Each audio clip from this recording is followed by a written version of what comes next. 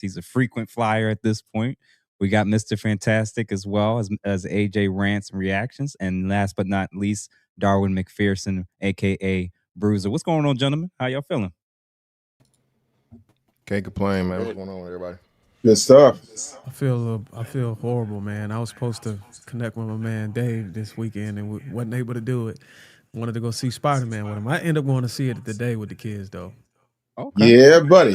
Oh, Darwin, I don't know if you got a speaker on or something. One sec. And then also we have Mumia Obsidian Ali as well. What's going on, good sir? Hey, what's going on, Jeff? What's going on, brothers? How y'all feeling? Can't complain, Good, man. good, Can't good. complain. So before we even jump into today's topic, man, I already see a quick super chat I'm going to click on. And everybody that's currently watching, wherever you're watching from, all that we ask is that you like this, wherever you're watching from, make sure you send it and share it with at least 2 to 3 people. And feel free to become a subscriber and or member of our respective platforms. Shout out to O'Shea, Duke, Jackson for the I don't know what that currency is. We need to look it up. What is That would be those are bushmeat bucks. I believe that's the Kenyan. That's the Kenyan. Yeah, shilling. yeah. Kenyan. Okay. Kenyan, Okay. yeah. Kenyan shilling. Yeah. Shout out to O'Shea, man, whichever platform he's watching from, and for the love and support. And everybody, like we said, man, whether if you want us to have a particular comment or question that you want us to make sure that we pay attention to, feel free to hit that super chat. Or if you just want to show love and support to the platform and program, man, we absolutely at the end, we definitely, I'm sure, in the next week or two, are going to have some major announcements from many of us on this respective platform. So everybody, if you are watching, feel free to comment where you're watching from, or at least let us know where you're watching from, and let's see who's all in the building. So, gentlemen, today's topic, well, at least one half of it, let me get this one off the screen, is Tuskegee University banning bonnets, durags, pajamas. A whole bunch of stuff is being banned. And as we saw earlier, it appears that there's a disagreement amongst, I guess, different types of Black folks and even some white people chiming in. What are y'all thoughts, man, about is this about trying to be like white people, or white or respectability politics, or is there should be a standard, or should they just be okay with not having a standard at all, not to deter students? What y'all all think? Give me True, Dave, anybody can jump. I'll kick it off. Yeah, man. So shout out everybody. Yeah, so I think it's again getting away from this thing of because we've gotten too far away from it. Just a standard, a professional standard for a learning environment. You know, I mean, you pay a whole lot of money to go to these damn colleges and things anyway, right? And it's supposed to be training you to get ready for the workforce in the real world. So I don't think there's anything wrong with saying, hey, in the classroom setting, just like hats and things and so on and so forth or whatnot, what have you, for the most part wouldn't be acceptable on the job. I mean, during the classroom setting, I don't think it's too far fetched, especially if they're seeing the faculty and the people that work. And I'm pretty sure what I don't think the younger people understand is they're getting feedback from the workforce. They're getting feedback from the the people that are networking, and they're like, hey man, your guy just showed up to this Fortune 500 job interview, with a do-rag on or something. You know what I'm saying? Stuff like that. I mean, you think it'd be crazy, but things like that. So I just think it's brilliance in the basics and getting people prepared to let them understand, there's a time and a place. What about you, Dave? Okay. As far as I know, I'm the only college professor on the panel. I am also a person that believes very highly in Black people, specifically foundational Black Americans, standing up and doing what we do best, which is excel. I do not think you should be judged by your clothes, because I think clothes are a different type of situation. But let me be very clear and very honest here. I paid the cost to wear whatever the hell I want. That's the reason I have on a Killmonger chain and a black t-shirt. I can afford to. I am a 23-time consecutive best-selling author. I just finished another research paper, and I'm working on a doctoral program right now. My issue is this. When I sent my daughter to Howard, I went to visit her, and we had lunch on campus, and I saw these kids, and they looked absolutely miserable. And they were dressed in really bad business suits and carrying briefcases looked like they were cosplaying as what they were told uh, business professionals looked like. Having said that, I walked right over to them and told them, who and what I was and what I did. Having said that, my last name means a hell of a lot to me. My blackness means a hell of a lot to me. This is not the standard. Harriet Tubman wore a bonnet, but she was also freeing our people. I don't see anybody that anybody respects in the business world rocking a do-rag. The only time I was rocking one on camera was when I was growing my hair out. And as you see, I decided to cut my hair. It just became too much for me. This whole thing as if do-rags and bonnets are part of the culture. Fine, if that's part of your culture your ass to a university that's going to allow you to do that.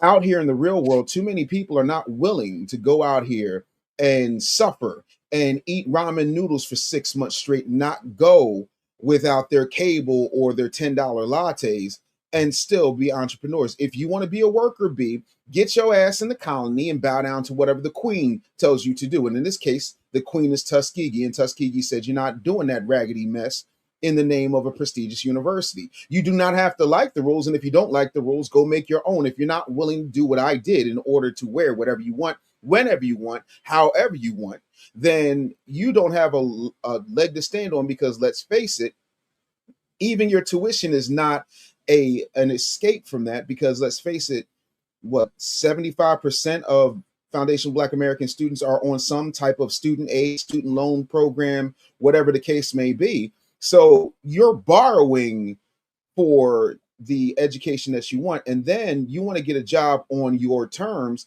but that's not how the real world works. And that is the problem with a lot of these beta male sent manginas who are raising their children, or a lot of these baby mamas who have not had an opportunity to understand the importance of decorum. Everybody is about self, as opposed to being about the business of being Black and successful. We like Black excellence, but we don't like to be excellent in everything we do as Black people. So y'all can miss me with this. I think it's absolutely asinine to try and fight for a bonnet, but you're not fighting for the fact that the majority of our children in public schools can't read on grade level. You're not fighting for the fact that 73% of all college graduates, regardless of age, sex, gender, race, are not working in the thing that they majored in. And then you wonder why your underwater basket weaving, subterranean communications, crocodile fighting degree has not paid off for you. So you're going to school to please people, and you're not worrying about school paying off for you. You're worrying about how to pay off school because you're dysfunctional. You have absolutely no skills, but you're going to be in a line talking about minimum wage. I need the minimum wage because you haven't developed any maximum skills. Y'all can miss me with all of that. So there it is. You either want to do what I did and suffer in order to sit up here and dress like a teenager, or you can conform to the rules that you decided to adhere to when you decided to accept the acceptance at Tuskegee. Man, and real quick, True, before you jump in and everybody else, let me read a second super chat that we got. Brown Eyes, thank you for the $20. Hello, Dave and fellow members. I'm going to enjoy this. Absolutely, we appreciate it. And Jito Planet, thank you for the 2 jewels for 100. Thank you for that as well. True, and everybody else, what y'all think, man? Yeah, I second the sentiment that Dave, conveyed. It just goes to show that our community still focuses on a low vibrational components that try to make up our culture as a collective, instead of focusing on the things that actually move the culture forward, the community forward. No one's clamoring for, as was said, excellence, and I think that that's sometimes the disparity. We're still trying to figure out what our image looks like, because a lot of our image has been perpetuated through white media. But we're okay with it because on a casual basis, it's cool, the t-shirts and all those things, that is very much the community. Relax, chill, swaggy. But I think that we need to correct in the professional sector. What does that look like for us? You're going to school to become a professional. You're going to school to be respected for your mind and your skill set and your talents. So what difference does it make on what rap you have on your head? In my honest opinion, it's short-sighted and foolish, but it goes to show that it's a struggle between ideologies and identity. A rap shouldn't define you, in my opinion. Be respected for your for your talents. Be respected for your true contribution to, you know, your scholastic program and things post of that. So if you telling me that you don't know how to identify in the world as a black person because you don't wear a do-rag, we got bigger issues. And I land. Damn. What about the rest of y'all? Yeah, Darren, you. so my dad, he's a doctor, and he was always the very first black anything everywhere he went. So he was very first black head of his ward in the hospital. When he was in the military, he was the very first black, doctor in that hospital. So when I was young, he always put it in our heads, look, your image matters, right?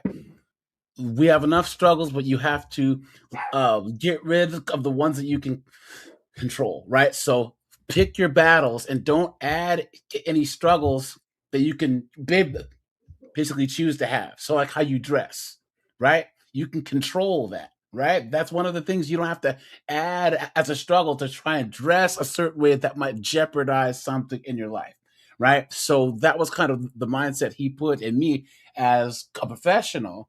And even now where I work now, going through college and grad school and stuff, I've always been one of the only black people, let alone black males in my area. All the other black men that I work with are either security guards or maintenance men. That's fine. You know what I'm saying? But when I wear my suit, everyone looks at me crazy because I'm one of the only professional black males there.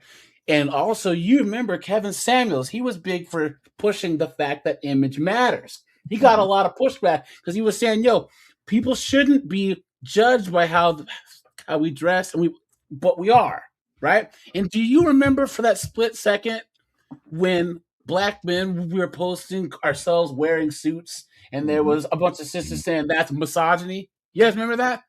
Yep. That somehow was hating women because we were wearing suits on Instagram and Yeah. What he's referring social to media. is the Dallas. It was a movement out of Dallas. I cannot recall the brother's name, but menswear, Dallas menswear, I believe it was called, or words to that effect. And he had gathered brothers at first locally in Dallas, Texas, but then it eventually became nationwide. They would go to city. Brothers would show up, almost sort of like a flash mob of sorts, but very peaceful. And it would be brothers from all walks of life, little boys, elder brothers.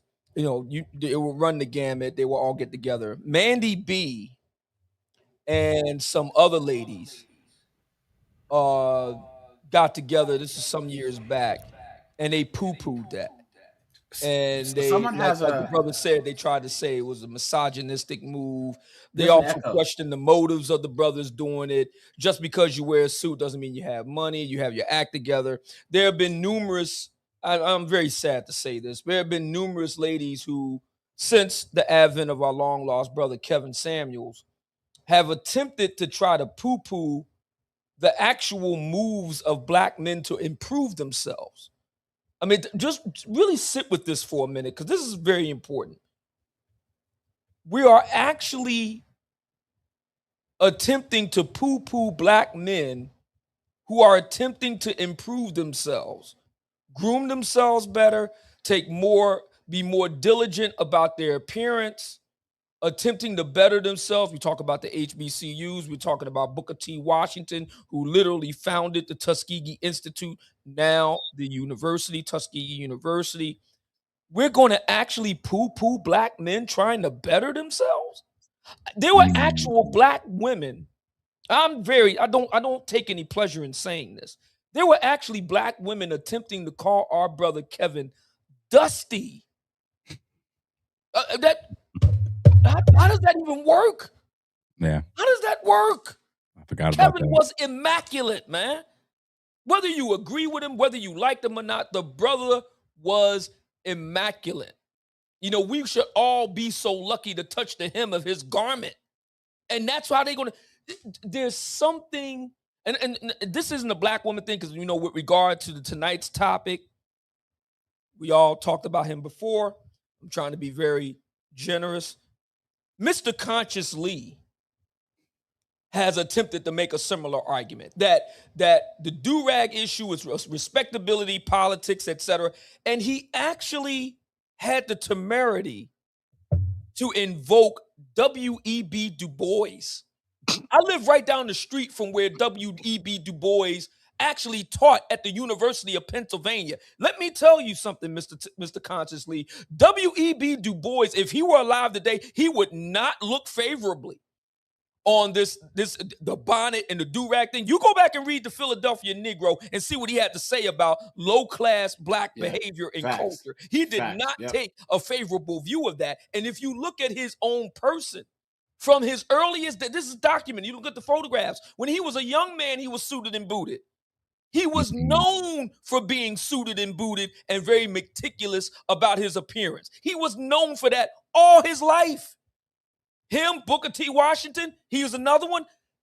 There is something, the HBCUs, and I don't take any pleasure in saying this.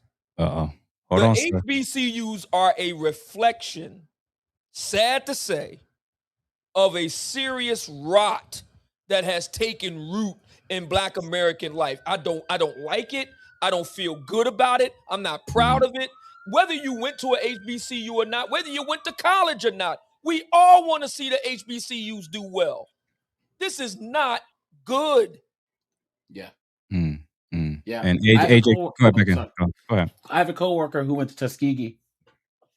She did her master's public health, and she said that she would never, if she can go back again, she wouldn't go. And she just said that the mismanagement, the executives, the deans, they're driving nice cars and all this other stuff. The student housing looks like the projects. So the money's there. It's just not going to where it's supposed to go. It's mismanagement. You know what I mean? So she said, and now that she and her husband have a child, she's like, she wouldn't send her daughter to Tuskegee unless something changes. So. Okay. Yeah, man. And I've heard the same. Everybody put the thing on mute. So somebody has a bad echo. I don't know if you have your speaker on. Just turn it down if you can.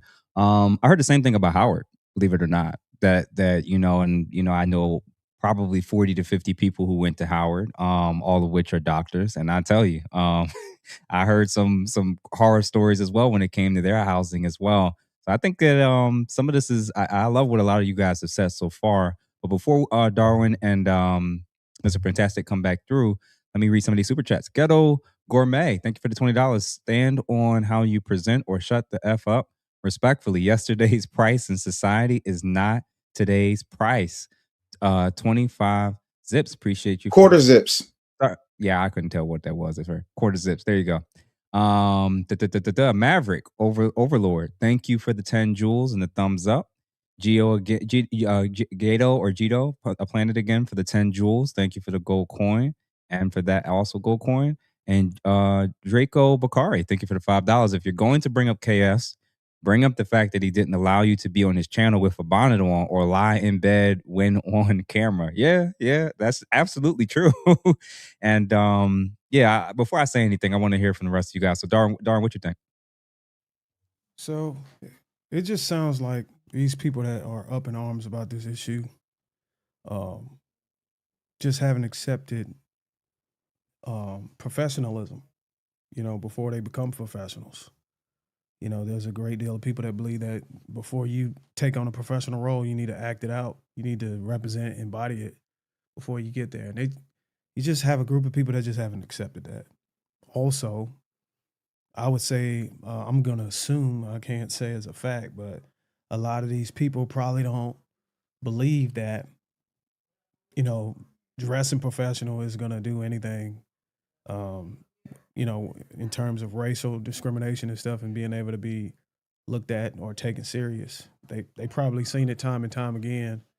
Black people over the course of years dress professionally, look the part, blend, assimilate, whatever they got to do, and still end up with the crumbs of whatever you got to get in to win on a socioeconomic level. So they probably just don't have any belief in it. And they're like, I can wear a shirt and tie all I want. The systemic issue that we're going to suffer from is still going to exist. So I might as well just dress comfortably and wear what I want to wear. That's just what I see.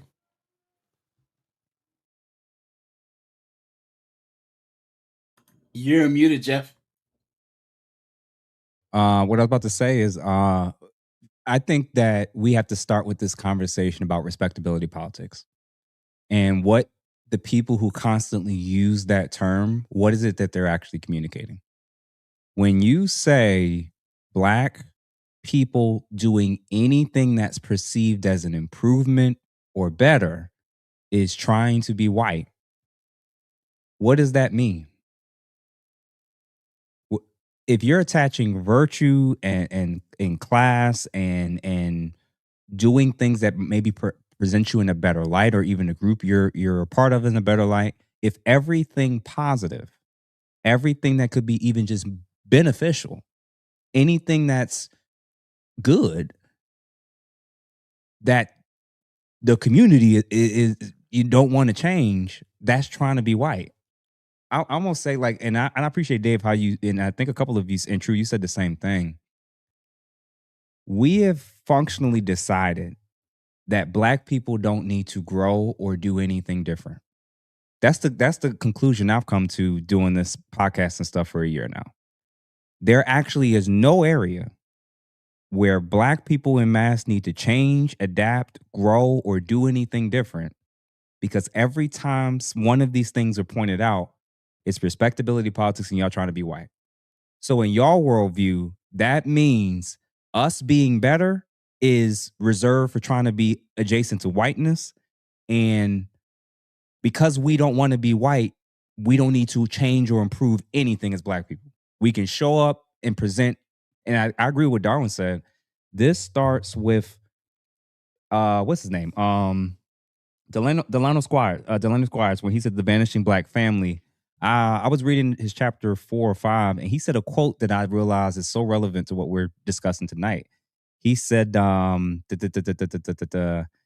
see black leaders like Bill Cosby, who publicly address values and social norms within the community, as pushing respectability politics, an accusation that always associates virtuous conduct with seeking acceptance from the white majority.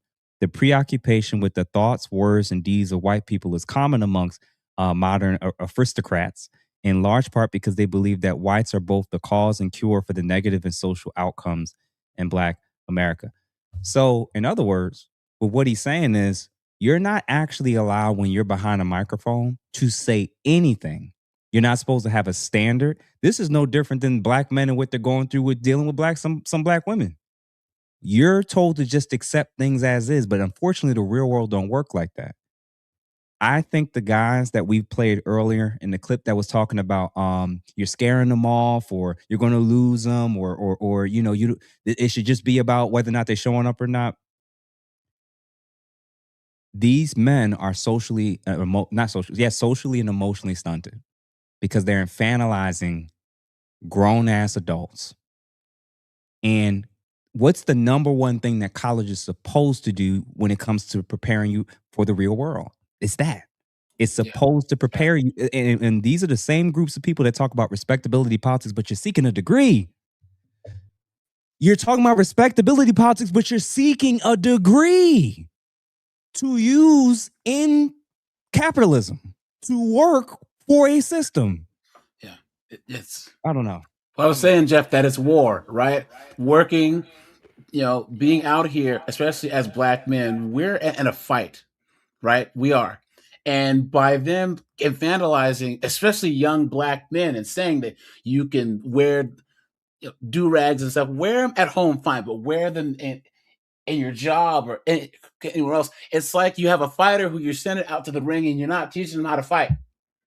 You have him in the gym. You don't have him spar. You don't have him work out. And you send him out in the world, he's going to get knocked out.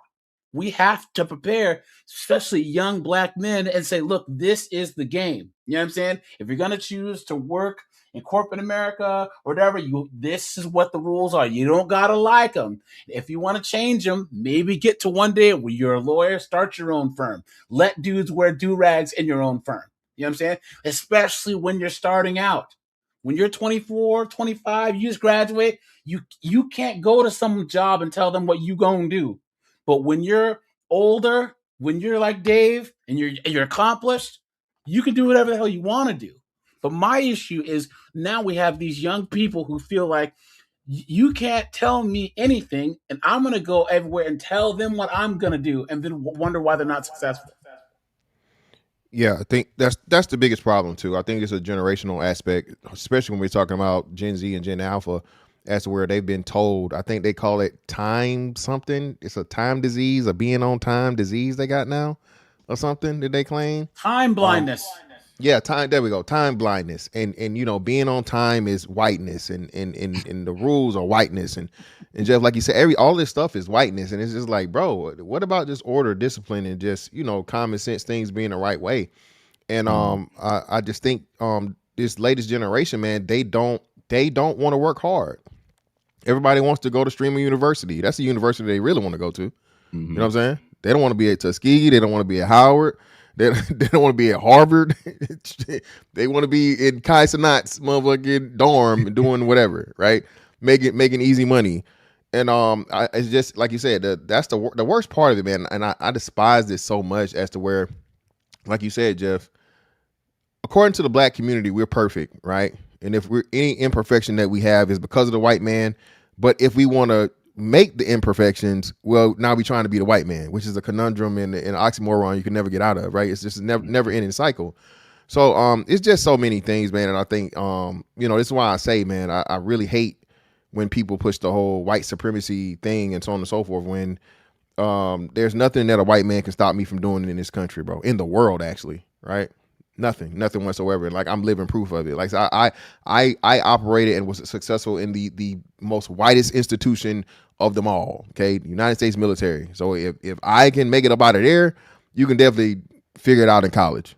Mm-hmm. And one of the guys on the earlier clips that we were listening to, he said something along the lines of like, well, I know that, I wore it 70% of the time. I wore a durag in class, but when it was time to go for an interview, I knew to, not come, I knew how to dress. And I'm trying to let this brother know, brother, if you ain't been hiring in a while, if you ain't been working in the inner city, if you don't see how people are showing up to interviews, if you don't see how people are showing up now to courtrooms, to funerals, restaurants are now having to have dress codes. Establishments are now coming up with dress codes that they know we're not going to be able to pass. These people are being socialized in college, in high school, to think that this is normal, so that they think the judge is the one that's being weird. The hiring managers or the bosses that's trying to address it. What you have to go home and change? Why would I got to change? What's wrong with it's the fact that it's even a conversation. So you're infantilizing these people, these young people, when you're telling them they can dress however they want in all settings. This is the same argument when it comes to dressing like prostitutes, and we're supposed to treat them like virgins. Does that make sense? Dave, what you about to say, brother? I'm not trying to be funny, but if you look at any of the clips you showed in the beginning of this, Jeffrey, I didn't see any testosterone. I saw a lot of beta energy. I'm not even being funny right now. Like, we have to have a conversation about manhood. And that doesn't mean that I'm sitting up here act like some type of alpha man, super bro. But what I am saying is there is a level of responsibility. Whether I am sick, whether I am tired, whether I am depressed, I have people whose lives depend on me performing. When you do not have the ability to be responsible and accountable, you cannot function in society. That is beta energy. Well, I'm wearing my do-rag, and I wore a do-rag right before I came on the show. It ain't on now is it?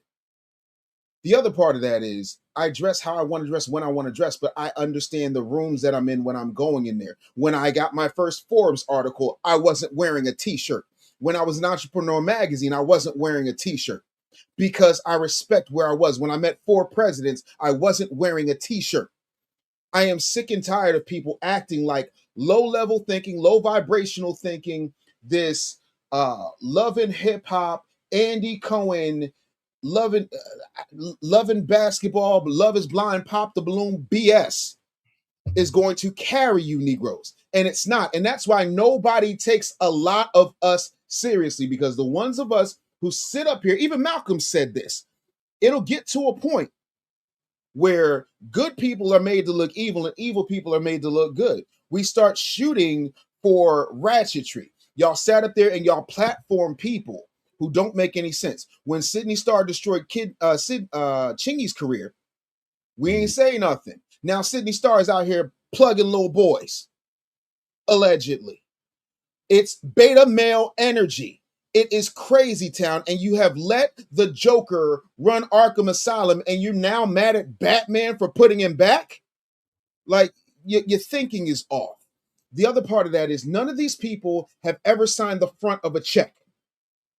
They're busy trying to sign the back of ones. They're actually taking out more student loans so they can go to the mall or go online and buy some stuff so they can impress people while they walk to class late.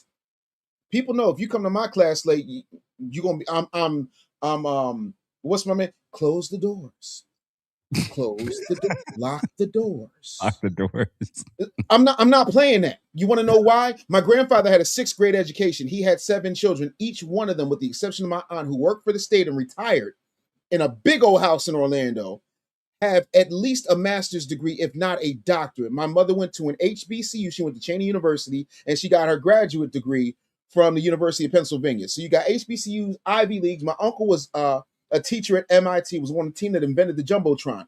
I come from a certain level of excellence that when you see me, and I am not perfect, I am not some type of, moral authority on anything, because I'm a fallible human being, and I've always copped to that, unlike Roland.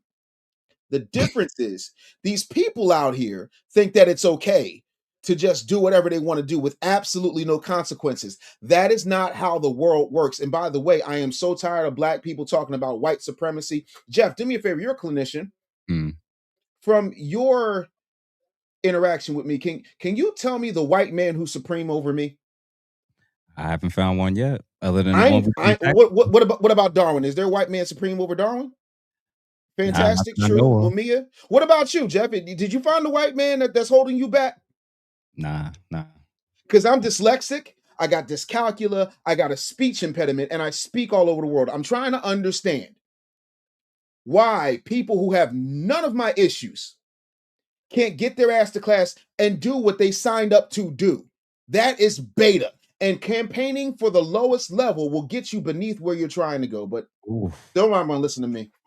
Now, real quick, before everybody else jump in real quick, I want to read some. Am I better now, Jeff? Yeah. Is that gone? Okay. Yeah, I want to read some of these super chats real quick.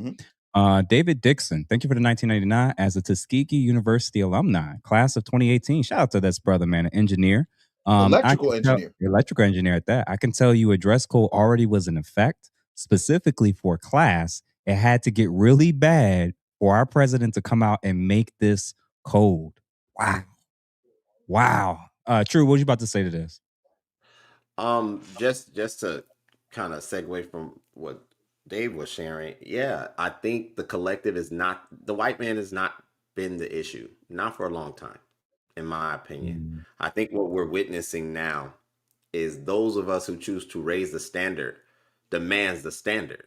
And to demand the standard means that the those who do not subscribe to the progression of that standard are going to clamor to keep us from now having to grow and arrive in the world as adults, have responsibility, as one was stating. I think that is what we're fighting. The enemy's never been on the outside. It's internal now. It's to those who look just like you. So if you were True, after you finish, go ahead, True. Say that again, Darwin. I'm sorry. No, I was going to ask you a question after you got finished. Oh, no, go for it. It seems like Black people know what the white man prefer us to look like in terms of appearance and image.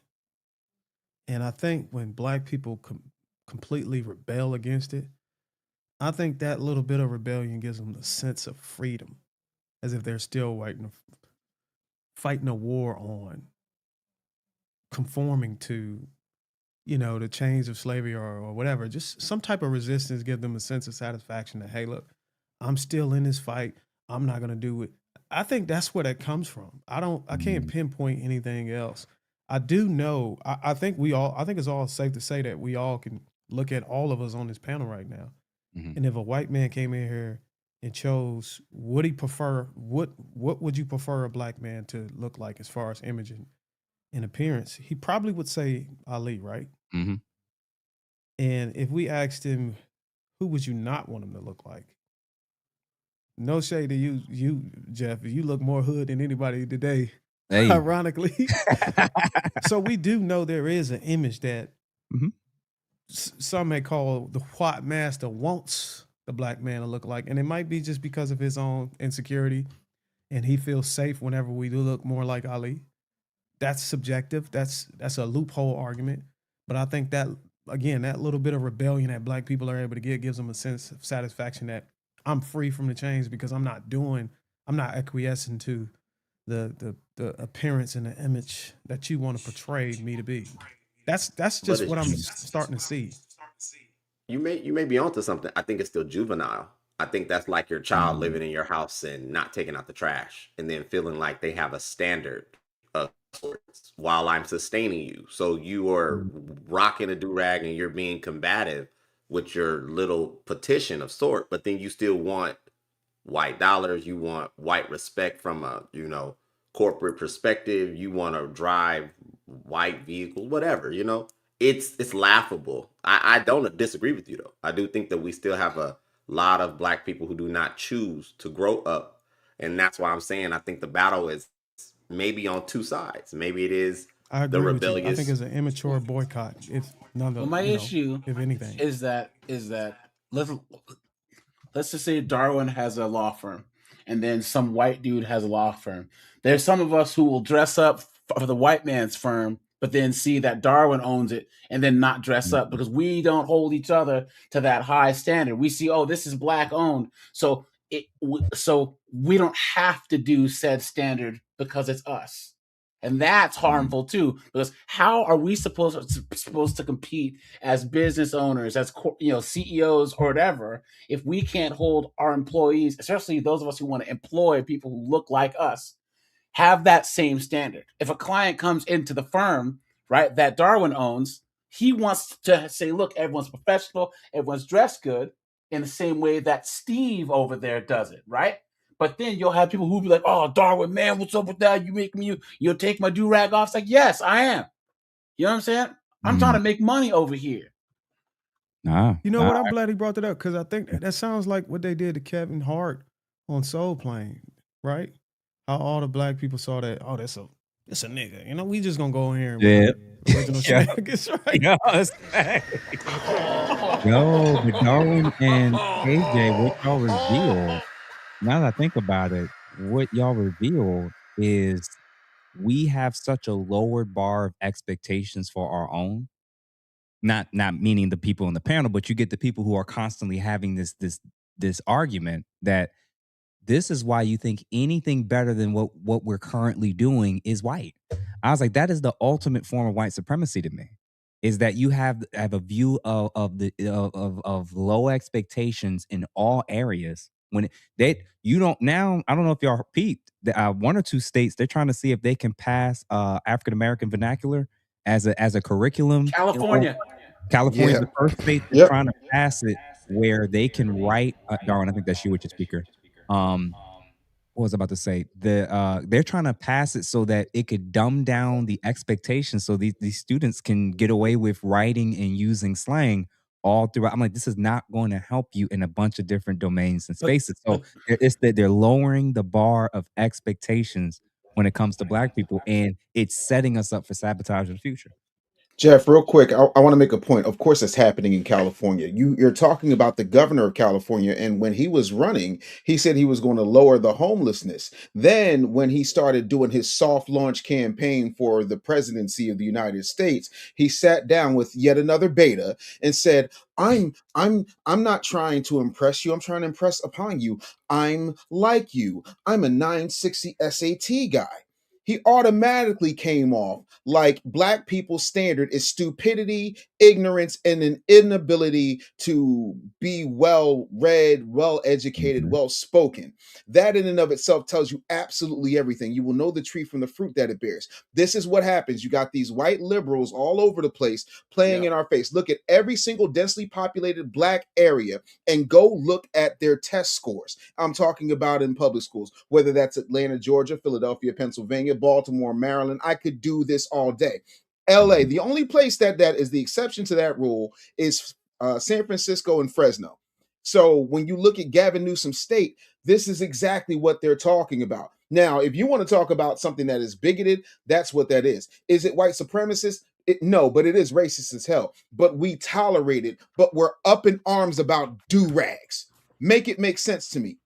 That's it. I ain't got nothing else to say until we talk about Roland. I'm good.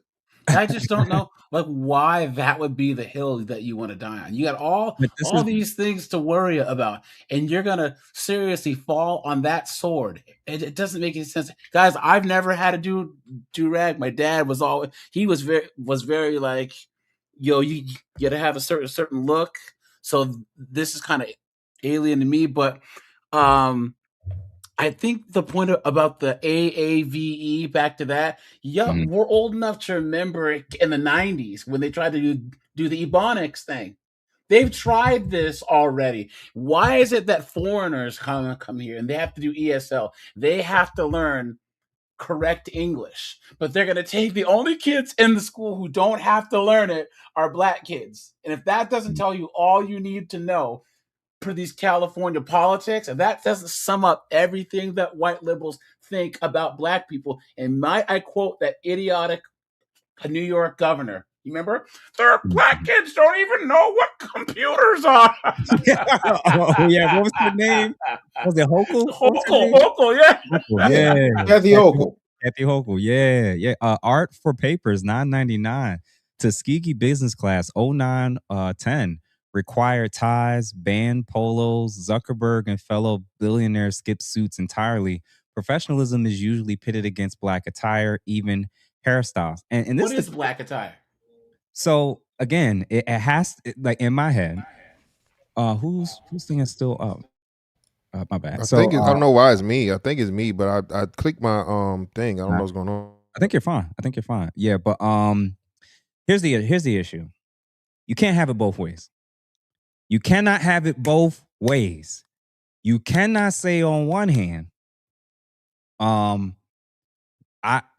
should be able to wear what I want, dress how I want, do what I want, and then if and when opportunities don't work in your life, or you get overlooked for somebody that is playing the game, and say, well, the reason why they didn't choose me was because of this.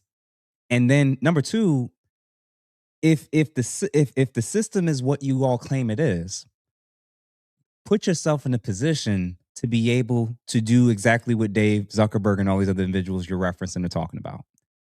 Y'all want to play this game of, well, we're in a racist system and we're not gonna do this or do that. That's conform. Like again, hear the logic. Hear the logic. If you're saying that dressing down, not dressing up, is being black and not conforming to a white system, but you're pointing at examples of white people who are also dressing down, is dressing up now conforming to a billionaire white system? Because apparently not. So apparently there's some white people that get away with it and some white people that probably can't. There's some black people that can probably get away with it depending on the industry they work in. There's some black people that can't. But when you're setting the bar at all black people who are going to these institutions, when you're setting the bar so low academically, when it comes to reading level, when it comes to how they speak, when it comes to how they dress, what tends to happen is when they try to enter into some of these spaces and they get overlooked and they become deviants, or they're selling their body on the internet, and then now they're killing us on the back end because they got the student loan debt. Our taxes are compensating for what they didn't make up for, what they're taking from the society. We're arguing that, listen, man, we're not in Wakanda. You have to figure out what's your lane going to be. But y'all got to get past this whole idea of you're trying to be like Zuckerberg, who ain't dressing up. If you're trying to dress up and you're trying to be white adjacent when you're using actual examples of white people not doing the thing that you're saying we're trying to do by trying to be white. Like, come on, man. And by the way, just quickly, the whole point about Mark Zuckerberg, because we hear this a lot too at the Black Manosphere Conclave. For the record, Zuckerberg gets suited and booted when he has to testify before Congress. Boom. There are photographs. Exactly. You can look them up online. When he has to appear in the People's House, not the White House, but the U.S. House of Representatives, and he's being grilled by congressmen and women. He's not sitting there with a t-shirt, tie-dye t-shirt, and some cargo shorts and flip-flops. He is with a dark business suit, tie and shirt every single time. So you saying, hold on. So you're saying even a billionaire understood time and place. That's what you're telling me? Exactly. Absolutely. But if I Real quick, I gotta say this. When people talk to Mumia's point, when people talk about Zuckerberg dressing crazy and all that stuff when he was trying to get funding for Facebook, so on and so forth, came down to an act. Gene Roddenberry did it when he was trying to get money for Star Trek. That's what those white boys do. The other part of that is there's not a person on this panel that has not had a Facebook page, does not have an Instagram, so on and so forth. So if you've got world-changing, multi-countless billions of dollars of value, nobody gives a goo-god fart how you dress. Yeah, that's what I was gonna say. Are you Yeah. are Yeah, you you get the doing call. any of that? You're a billionaire. Yeah. If you're not doing any of that, shut your hole, because you're using an example that you can't even come close to measuring up to. Hell, I got my own app right now. It's called Jaro Go, and you can get it right now on the App Store, both Apple and Android. But the thing of it is, I don't see y'all paying developers for a damn thing. I didn't see you code a damn thing. I didn't see you come up with anything that is revolutionizing the world. Jeff Bezos can dress however the hell he wants. You want to know why? He made rocket ships. The late Steve Jobs could wear a pair of really bad mom jeans and a turtleneck because he created the iPhone.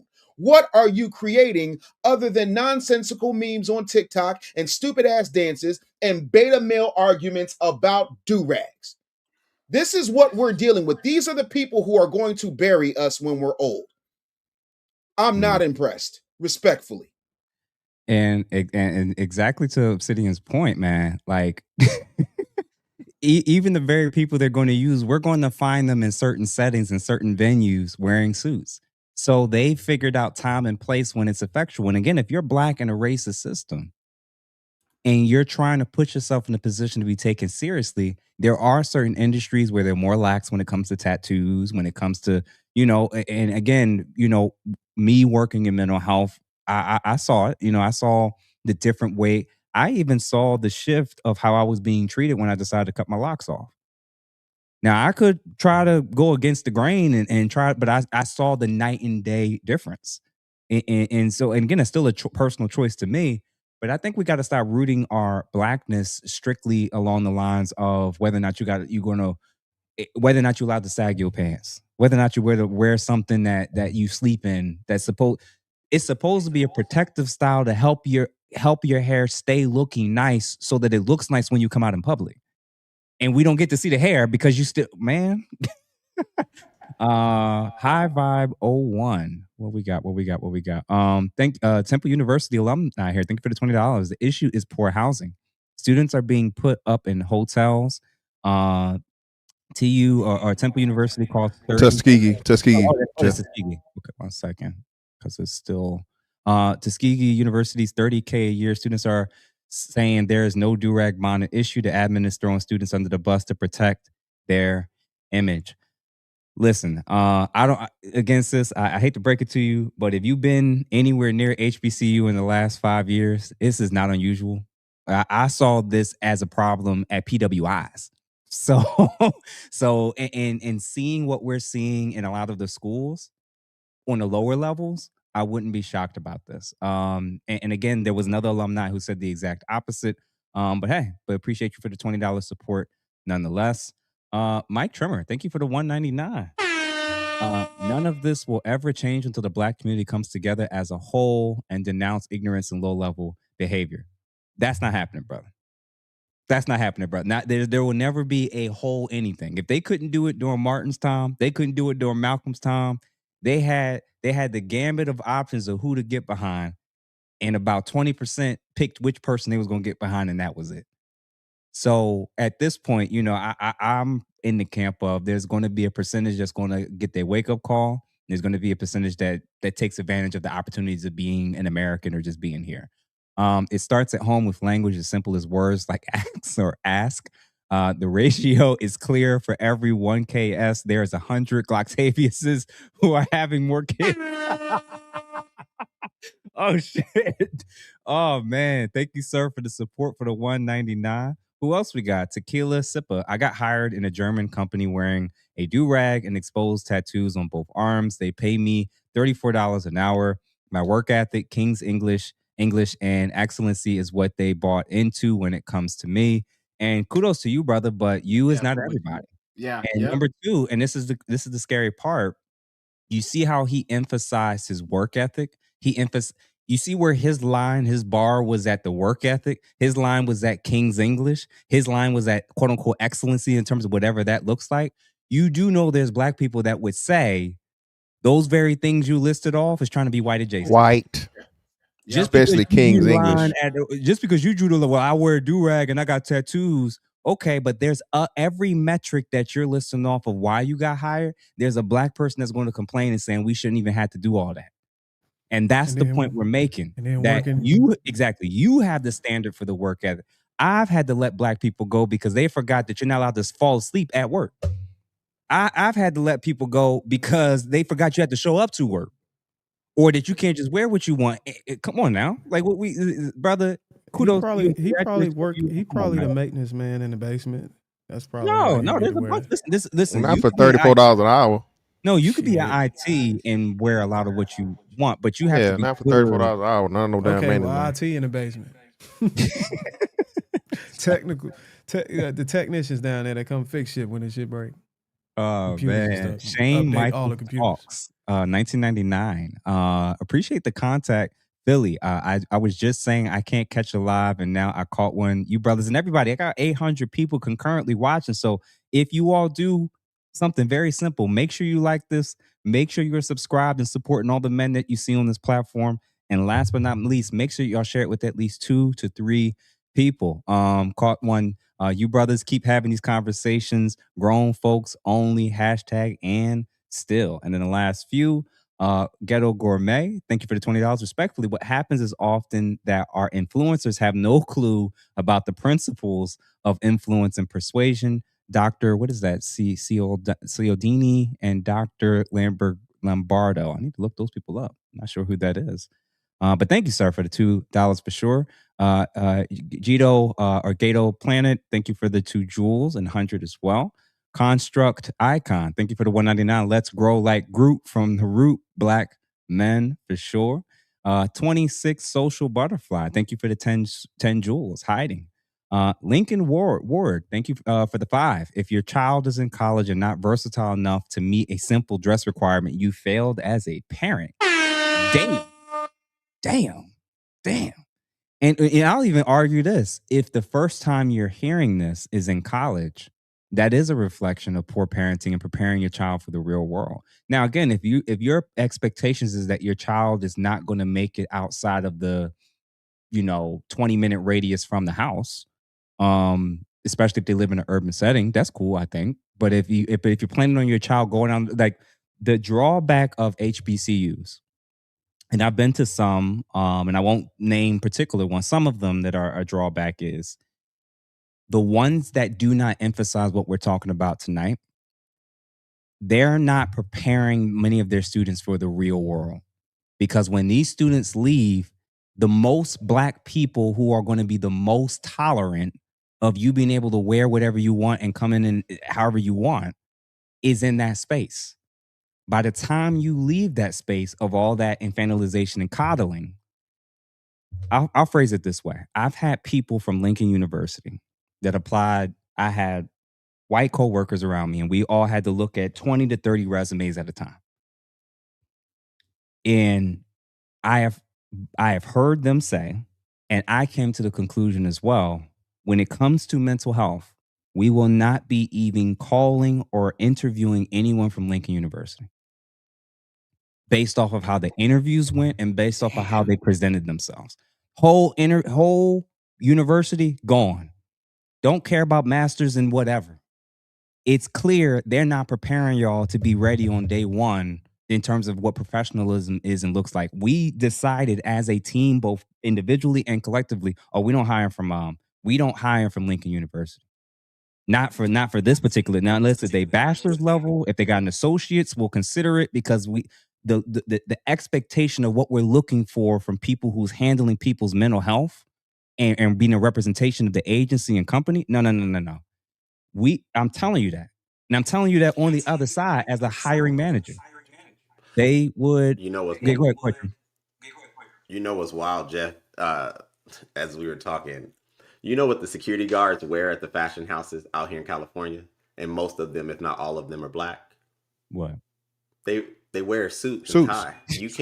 You can't walk into a Tiffany and Co, a Bottega, a Louis, and there's black people. Literally, like 90% of the time, black people that are security, but they in suit and tie as security guards. This is blasphemous, but Nah, just want to man. add that. The first guy. Daniel, is that Daniel Manning? Thank ACU. Thank you for the 99.99. Real dope show and topic. Gentlemen, keep it going. Brothers gonna work it out. Salute, Dave. Thank you, sir, for the 99.99. Jeff St. James's loud voice. Thank you for the $2. When I was in Ghana, they had the same issues. Yeah, man. Yeah, man. Medium EE. Thank you for the 5. It's called the soft bigotry of. I couldn't get it for the life of me. The soft bigotry of low expectations. I have heard this a million times, and it's absolutely true. And I think this is unfortunately an example of it. So thank you, Medium E, for that. Feather Moon. Thank you for the $2. I'm from California, and Dave was cooking facts for sure. Absolutely. Essential. What is it? Entities. Thank you for the $10. Peace and blessings to the family. Salute the truth 100%. And last few agency headquarters, $5. Blessed to see 41 Summers. Salute to the entire panel. Count my blessings and can't wait for more blessings to come. Thank you, brothers. Spartacus Jackson, $9.99. My alma mater, Morehouse College, installed a similar dress code enforcement 18 years ago before smartphones. That policy still made headlines, but not like Tuskegee. COVID era made bonnets too normal. You know what? I do think 2020 definitely changed the game of, and again, because so many people started working from home, it changed how people perceived what they need to do. And the problem is like, if you don't know the environment that you work in to know whether or not you need to show up in a particular way and you just assume, it can cost you opportunities. It can cost you getting hired. It can cost you getting promoted. And I don't think now again, if you're very sure of a certain environment where they're fine with it, that's one thing. But not every it's the time and place. Time and place. Sai. Thank you for the 1999. I'm glad fellas are standing up for this. When you don't fight, standards go away. Absolutely. Look at the church. Look at hip hop. Anything goes. Look at relationships. Salute in standing against the normalization of ratchetness. Sup, fan? And panel. Appreciate you, good brother, for the support for sure. Still human made. $20 ban Durags and Bonnets. Calling it rebellion versus oppression is a weak boycott. Real power. Damn. Learn a non-colonial second language and build companies, cars, hotels that keep our dollars circulating, not fashion statements. Yeah, man. I really, really, really want the people that are telling the younger people and people that don't know any better that you don't have to change anything about yourself to get to do business or do work with other people. That's not the real world. Like, it's a transaction where there's expectations on both sides. And I don't think you realize, like, even the places that if 9 times out of 10, if you're going to college, more than likely you're not starting off going into business for yourself. It means you're trying to work for someone else. So if you're not familiar with this, if you don't do an internship, if you don't ask older people who know better, and you're asking your peers and people who, like Dave is saying, Jesus, man, y'all setting folks up for failure. Still human made. Thank you for the 10. Sounds morbid, but real gains in Black self-esteem, group trust, and high level economic competition may require certain generations to age out before stronger cultural norms can take hold. The problem is, bro, we talking about Gen Z now. We're talking about Gen Z now, where this is not just the problem of the older folks who are part of the issue. It's younger people as well who unfortunately have this mindset.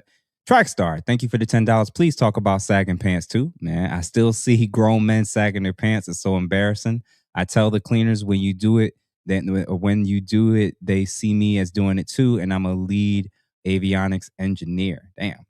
And then Alpha J, thank you for the 199. Mandatory 3-year National Guard reserves, every one. I don't know how y'all feel about that, but thank you for the 199 nonetheless. Now, gentlemen, to our final half of the show, real quick. Roland Martin, Dave's favorite topic for this evening. Hold on, is anybody on the panel not unfamiliar with what was going on? What came out with Roland last week? I'm vaguely familiar with it. I heard about it in passing by way of Miss Tasha K. Swollen colon rolling. And there was a number of things that she had said that she alleged with regard to Mr. Martin. And then before coming on the air tonight, I saw something else, and another gentleman that I'm not familiar with. He, I guess you could call it, reported some additional information. So that's the extent of it for me. Okay. Well, let me see which one we're gonna start with first. All right, Tasha K reported, allegedly, it's absolutely insane that I just received stills from a video allegedly showing Roland Martin inside a woman's home, not his wife's, laid out on her bed, appearing to be pegged. The fact that cameras are set up in the room, the fact that he allegedly sent her pictures of himself in his G-string, this is only the beginning. I wish I could unsee this. Yeah, we've reached out to his team and are waiting for a response. Everything is allegedly, even my name is allegedly. And she continues, update. Roland Martin's team has confirmed to my team that the stills I received from him appearing naked in the woman's home, that's not his wife, are 100% authentic. He says he is being extorted. Now, mind you, she's referenced and said in those same stills where he apparently was quote unquote naked, that he was also getting pegged. Now, apparently he didn't speak to that part. And it says he is being extorted. He also proposed that he would be suing if we or any other blog disseminates these hilarious ass images of him appearing to be in a leopard print thong. I'll be breaking down everything. Oh, yeah. Now, just to hear her kind of break it down briefly. Oh, my God. Martin's lawyer says, hi, Tasha, this is James Bryant, Roland Martin's attorney. I spoke with Gary Bernstein, who's my manager, this morning briefly about the Roland Martin story that you planned on discussing. And he let me know it was best to speak to you directly because they know to come to me. He said, I do believe he relayed to you some of what we discussed with regard to my client being involved in a revenge extortion scheme for the past 2 years, okay? And being unlawfully and secretly recorded by the woman and her accomplice. Apparently, this guy and that woman worked together, and per her, she did this on behalf of the gentleman. Wow. He's saying that this guy here, Lamont Clayton, who you can find on Instagram under Lamont Clayton, is, I guess, has extorted plenty of celebrities. And one celebrity that they pointed out that he extorted and was successful with was Jamie Foxx. Who do you want to speak about? Rolanda Martin. Let's talk about her. You know what? 2026 is the year of these like so-called black elites who be like trying to talk down on the black community and, you know, be all these political shills and stuff like that. They are all finding out. Like you saw what happened with the one who's supposed to be Florida governor. Andrew Gillum. Yeah, and then Charlemagne and the Breakfast Club and stuff like that. All of them are getting exposed for the people that they really are. And now with Roland Martin, much deserved, because I've been sick of him for a long time. And even like, I'm going to say this for those who know me, so I can't name down in real time with Roland Martin. So my management team used to work with him. They was like, well, do you really need to tell him? I said, yeah, he needs to know that this is coming out. And they called him and he didn't deny. We just got word back. He said that he's aware of it. The videos are somewhat old and he's being extorted. Okay, girl. Also, Dusty pegging. Okay. All right. My bad. First of all, what you mean is disingenuous? We lying? My bad. Wrong. Gentlemen, let's start with Mr. Fantastic. Seeing his face. What y'all think about your boy Roland Martin doing the having the feet facing the ceiling. What you think about that? Hey man, Lamborghini door legs never a good thing, man. Roly poly oly, and they've been saying it for quite some time. I actually covered this the day after it came out, man, and Roland is too rotund to be that flexible in the knees. That's just never a good thing. A nigga that don't work out, but he can bounce on, pause. It's just all bad, right? We've always said this about how Roland had a certain air about himself. You feel me? He had a certain, vibe, as the young kids like to call it, right? He's kind of built like a stud. So anytime I see a man that's built, very, very hippie and very, not solid at all, is questionable. But yeah, man, it's bad. And the Poetic Flacco is the guy I think Obsidian was talking about. He was very descriptive. I don't know what version he saw, but I never want to see it. Okay. Whatever version Poetic Flacco saw and described in great detail, I never want to see. This is one leak I do not want to see. Okay. Because it's very bad. And I think it's time that Roland to serve his purpose in the black community, keeping the good old black folks on the Democratic plantation and so on and so forth. But again, like I said, Roland Martin, Andrew Gillum, there's a trend here of these liberal men pushing these liberal policies, liking punishment in their nether regions. So yeah, man, this is very, very sad, and again, man, prayers go out. I didn't know his wife is a pastor. His wife is a preacher. I didn't know this. Tasha K informed me of this. Yes, the doctor, whatever his wife is a pastor. Man. I wonder if they use anointing oil. What rest of y'all think? Go ahead, Dave. Go ahead, Dave. That's nasty. Oh man. Is it my turn yet? Mm-hmm. Yeah. I remember a few months ago, not too long after we started this show, y'all laughed because I had a song called iPad Cheeks about your boy. Y'all laughed at me. Somebody said it was a bridge too far. I'm reminded of a great poet laureate from Greenville, North Carolina named P.D. Pablo, who famously said, "I told y'all it was bound to happen, but y'all wouldn't listen to me." This is the same man who went on record and ran from people like me, Vince Everett Ellison, anybody who would have a substantive conversation with him about the way that he has sold out the black community. Everything with you can't, and what is due for self. You picking on people who are younger than my oldest child about telling black men to do the things we talked about in the last segment. Shout out to King Randall. This is the same person that sat there and was turning his nose down at everybody in the black community as if he was some pillar. I tell people all the time, I'm a supervillain. I am far from perfect. So if somebody got something to say about me, I already told y'all I wasn't perfect. So now what you got? That's what you're supposed to do. But notice, he didn't get in front of the narrative. Obviously, the narrative got behind him and pegged him. Aside from that, this is what happens when you're sitting there trying to call people simple Simons and this, that, and the third. And here's the truth of the matter. Now, let's put on our tinfoil do-rags for a minute, shall we?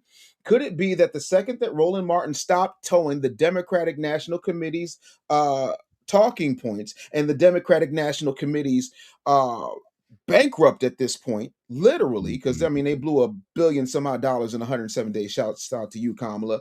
And the Roland's favorite butter biscuits started drying up. He started talking about, "Hey, baby, we need to vote for the couch." This, that, and they said, "Oh no, you're not. Oh no, you're not." Then all of a sudden, the leopard thongs started showing up. Jeff, I sent you a few things to your text. I don't know if you saw those or not, but it is important to note that this man has been doing absolutely everything to talk about how we're going to be back in chains and we don't have voting rights and this, that, and the third. Now, Tasha K might not be willing to show you the photographic evidence. And Poetic Flacco was a little too excited to show you the photographic evidence. But as a journalist, I have sent Jeffrey what my team has found, and it is not pretty. If you have small children, if you have decided to operate heavy machinery, listen, I warn you ahead of time. This is not going to be pretty. God. This But is so ridiculous. Roland, I'm sorry that this has happened to you, but it could not have happened to a worse tether mouth butter biscuit coon, not unlike yourself, sir. Oh my God. So first of all, Jeff, I'm sorry, Jeff. You had to see it. If I had to see it, you had to see it. oh my God. Hold on. Oh my God. Oh. Crazy. My God. And he's on his iPad again, looking at cheeks. So I thought that this would be appropriate. Some of you may have heard of this before, but I'll read it briefly. I've seen your picture, your name in lights above it. Uh-oh. This is your big debut. It's like a dream come true. So you won't smile for the camera. This nigga got his hands in his I know skin. that He got his hands in his skin pockets. He got pockets in his leg. It says here, I like your Extra skin is crazy. I'll keep it in your letter. Done up in blueprint blue. It sure looks good on you. And when you smile for the camera, I know I'll love you better. Peg, it will come back to you. Peg, it will come back to you. Then Lord. and you'll see it all in 3D. It's your favorite foreign movie. That's the song, the classic song, Peg by Steely Dan. By the way, did you know that Michael McDonald actually sang on that song, Peg? I did not know that. Yeah, my favorite character on Married with Children was Peggy Bundy. Yeah. Look at this picture of Roland, guys.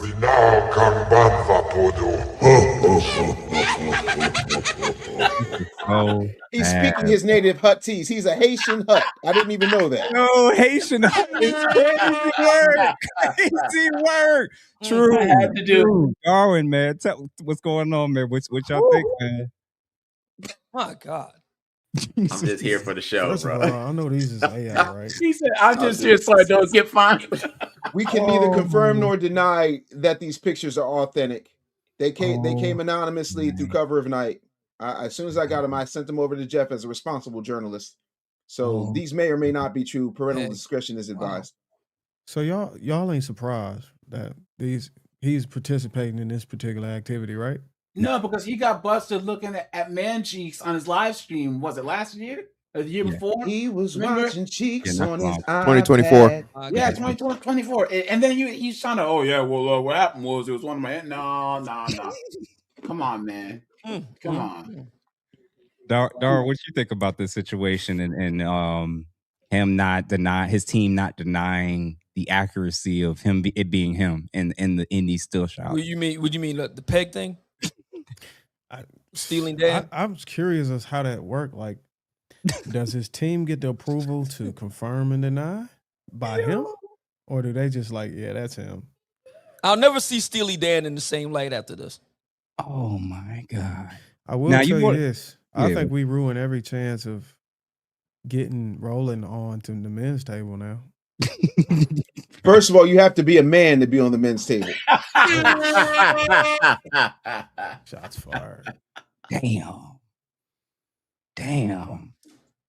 So I'm going to throw something out there because, again, as a man who's never engaged in these proclivities, but is clear between, like we all said, the issues of what popped up on his tab one time on his computer, now these accusations. Roland, what size was it, brother? Oh, my God. Oh, Jesus. Oh, seriously? No, brother. This is what it is. The time is now. Roland, what size was it, brother? How do you got something like that so quick on the draw, Jeff? Jesus. What size was it, Roland? How much of a super soldier were you, good sir? Oh my God. Come on. You got to jump in his ass. Oh my God. Oh God. I guess the question is who. So it wasn't his wife. Do they know who it was that was pegging him? Apparently, now this is where the things get interesting. What I heard before coming on the air tonight, apparently the lady in question is the proverbial, let's say,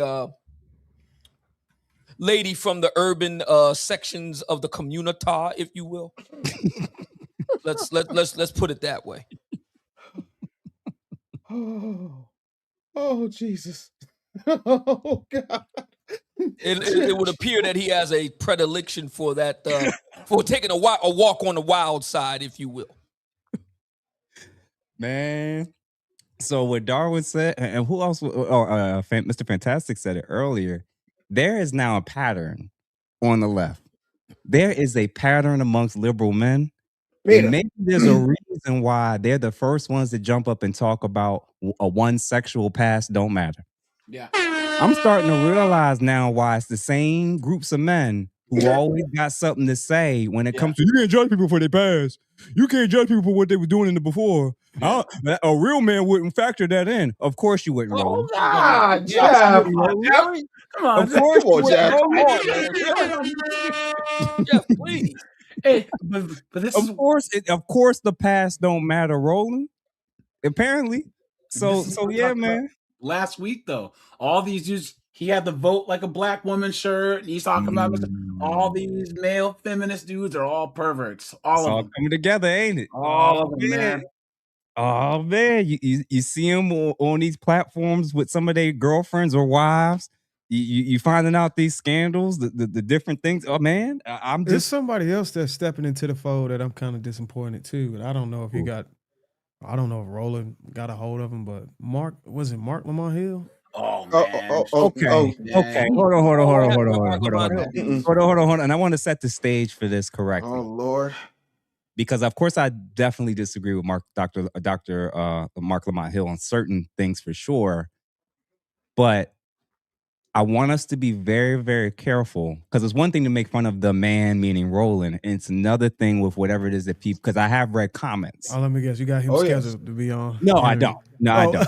No, I don't. But I pulled up this block of Darwin. What I want to be careful with is whatever critique y'all about to make about this man, still respect his wife. That's all I'm going to ask. What happened with his wife? I'm out of the loop. I don't. What happened? Yeah, well, what I'm noticing and observing is a lot of people in the comments are noticing when Mark would be on other platforms and he would talk about, yo, she don't need my last name, or he was just saying a lot of things that a lot of traditions. He was super ultra progressive, and then we saw the woman he ended up with, and I think a lot of people was like, this makes sense. Oh, she wears the pants in the family? First of all, that's inappropriate. Mark Lamont Hill is a Temple University alum. He is an actual doctor, unlike Sheen Bryant. Now, having said all of that, as a Temple University alum and professor myself, I will tell you, my wife is in the next room. And respectfully, it wasn't no question. When we got married, maiden name gone. Now y'all can call that whatever you want. She calls any man that has that type of level of tradition, what does she call it? Delicates. But the most delicate person I saw when she was sitting across from her husband was her husband. Absolutely, it's very delicate in the way that he operates. If you can't be in charge of your home, listen, you ain't got no room to say nothing about nobody, respectfully, because I will die on that hill. So the deal with Lamont Hill is his wife wears the pants in the family. Do I have that right? Well, I've never been in his home, so I can't speak to that. I'm just saying he has a different demeanor when he's sitting there on that podcast across from his wife than he does when he's on other shows. So when the wife is what on I've the set, observed, it hit a lot different when the wife is on the set. Y'all remember Akash and his wife, what was her name? Jasmine. Do you remember how she would say things in contrast, say things about the people he was working with? She would say things about the coworkers he was working with, and she was kind of inserting herself in like their affairs and bringing a lot of unnecessary attention. She's not quite that, but she did already make certain comments about like their platform and what, how conversations went. And they are public figures. It's just one of those situations where the comments at times if and when she's spoken out, it was one where I think people were disappointed in Mark, where it's like, you're accomplished, you have a lot of clout, you should be getting a certain amount of respect. And at baseline, I think people aren't feeling comfortable with a black man again being in a dynamic where they're seeing him be a shell of himself when he's sitting in front of her versus all these other platforms and people who he engages with. It's very interesting to see the noticeable change with him. But what about Mr. Fantastic? Have you seen anything, or Darwin? Have you? Well, Darwin, you brought him up. So what are you thinking about him, and why do you say that? Well, I used to look up to him. I mean, not look up to him. I just to think better than what I do now. Whenever he was, on the front lines as far as fighting against police brutality. Mhm. But now he's in debates with. I think the last debate I saw him in was with Candace Owens, and he was trying to. Old. Yeah. He was trying to argue that a trans man is a woman, and I was like, that men can get pregnant. I was like, wow, bro, you hitting an all-time low. And then he also, I think he was on Joe Budden podcast talking about, and I think one of y'all brought it up, the last name thing, saying, I think they was talking about accepting the woman not wanting to accept her husband's last name. He also talked about that he's a partner and all this other stuff. It's just somebody who's so passionate about something so strong.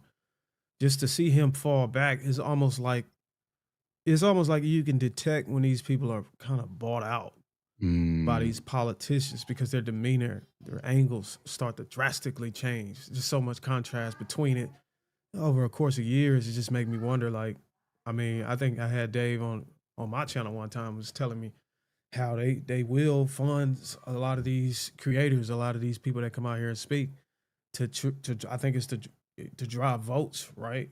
Mm-hmm. I think that's unfair that's like cheating, right? Ain't that like going behind? Both sides do it. Both sides. So you saying that the other side do it too? Oh yeah, especially this last election. They skipped over a regular meeting with platforms and podcasters.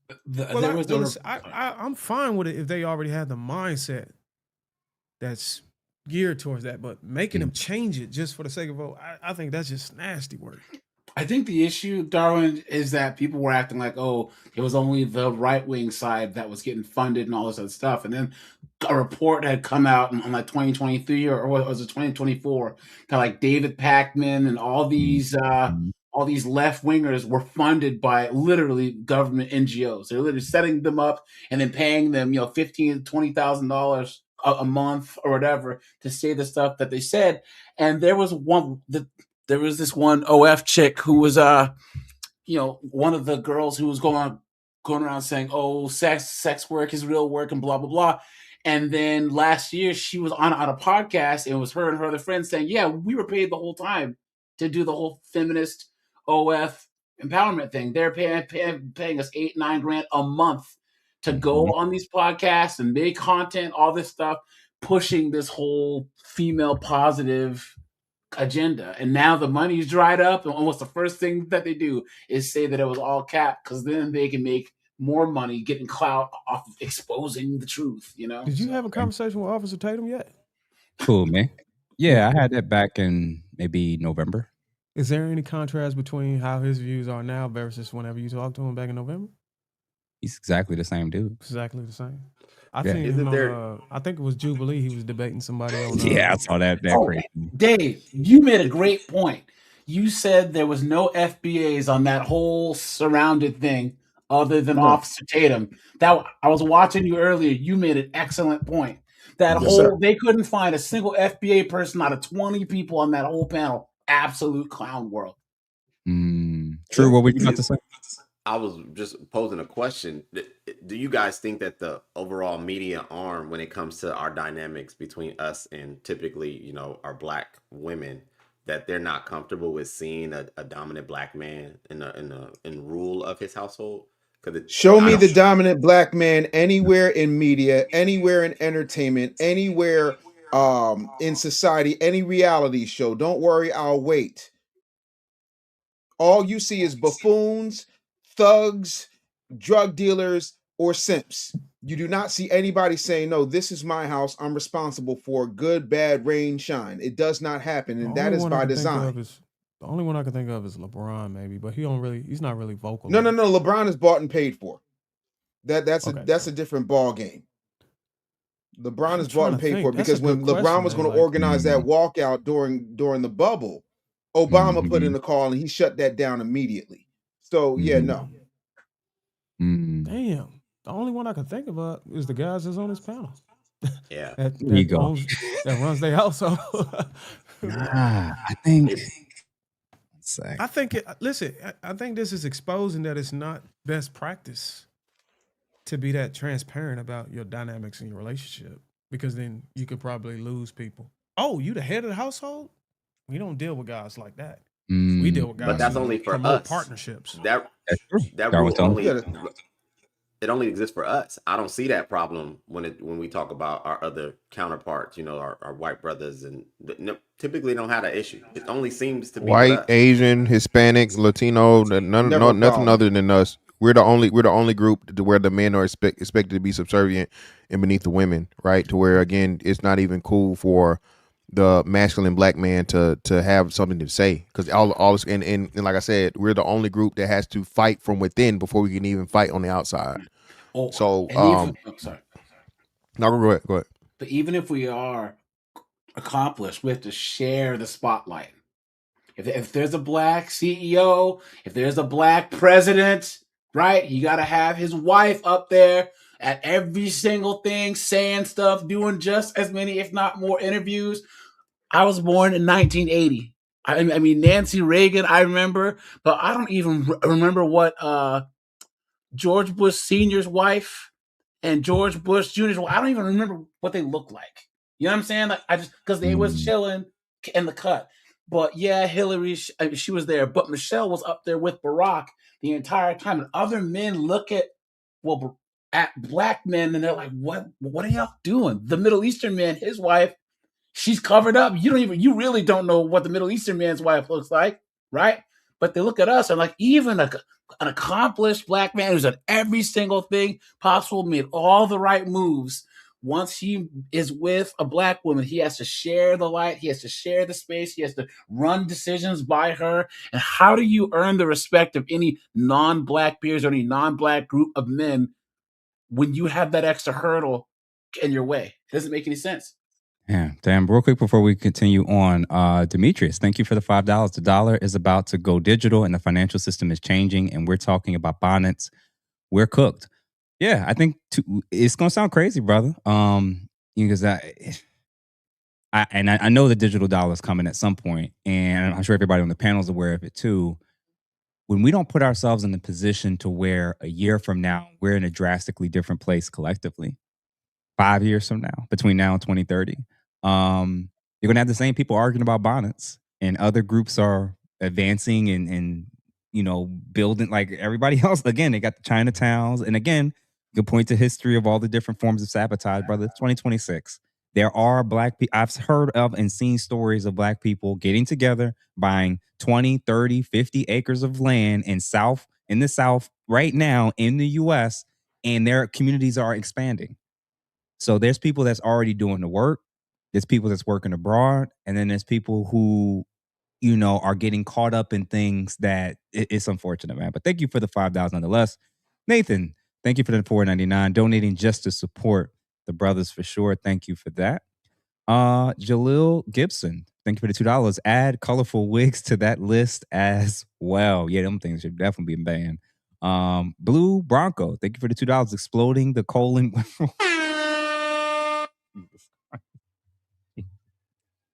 Peg, it will come back to you. Oh my God, that is crazy.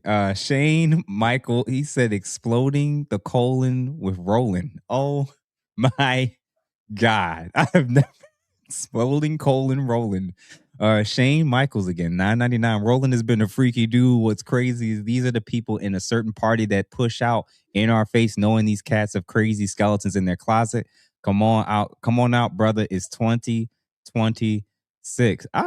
It sounds crazy, man. I respect the dudes that's very out and open. Again, it's everybody's personal right to keep what they want, but then stuff like this happens.